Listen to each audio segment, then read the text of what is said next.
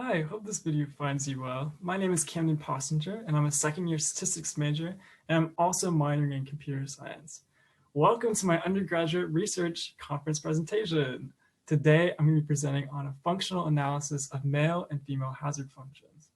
I've been conducting this analysis for over the past 2 quarters under the direction of Professor Hans-Georg Mueller and PhD student Han Chen. If you're watching this during the conference, feel free to leave me a question at any time in the chat box somewhere on your screen. And if not, feel free to email me any questions that you have. So why medflies? Why are we interested in these tiny little flies? Well, medflies are an important model species when it comes to studying aging and longevity. Medflies are an important model species for a couple of reasons. The first is that they don't live very long. A typical lifespan for a medfly is about 50 days. Which is helpful if an experiment goes wrong. You've only wasted 50 days compared to a couple of years with, say, mice. Medflies are also cheap, which allows researchers to conduct experiments on a large quantity of flies, which aids in statistical analysis and statistical power.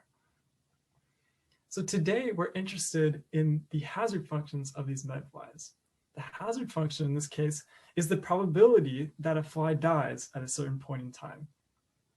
We want to identify and compare the distinct characteristics of these functions, as well as see if there are any interaction effects between these functions, and see if one set of functions affects the shape of another set of functions. But before we do that, let's define what we mean by a functional analysis. In a traditional data analysis, an observation is a point. It could be a number or a string. But in functional data analysis, each observation in this case is an entire hazard function.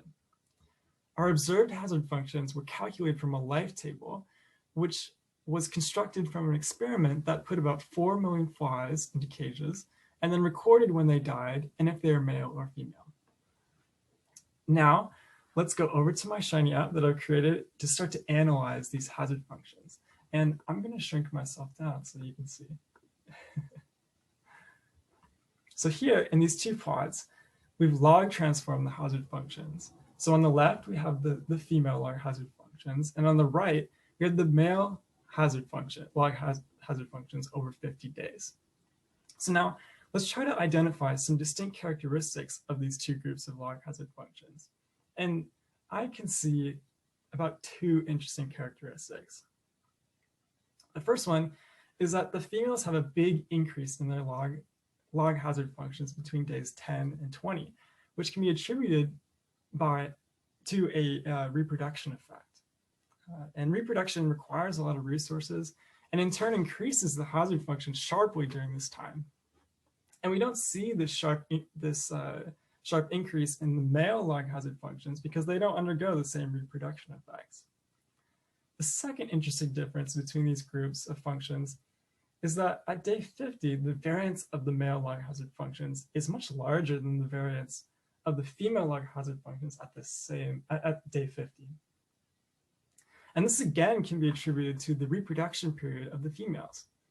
During reproduction, the frailer female flies are weeded out between days 10 and 20, leaving a hardier population at day 50, whereas the males don't undergo this weeding out process, and the variance of the log hazard functions at day 50 is more variable as a result.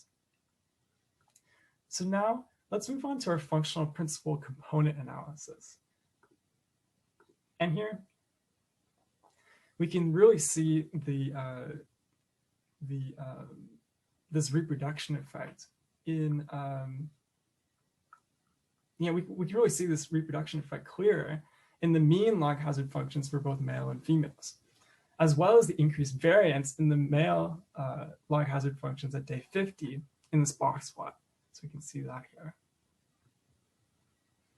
And finally, I want to bring your attention to this modes of variation plot, which is displaying the modes of variation in the second eigenfunction of the female log hazard functions. And we can see 3 distinct developmental periods: early age, a reproduction period, and old age. We can see that most of the variation is contained in the reproduction period. So now we want to explain this variance. And to do this, we create a functional a functional concurrent regression model to model the relationship between these two groups of log hazard functions. And we create a lot of models, but I want to focus on this specific one. So the response function is the female log hazard derivatives evaluated at t minus its mean function. And for our predictor beta functions, we have an intercept function, beta 0, and the male log hazard functions evaluated at t minus its mean function as our sole predictor, and we also have an error function.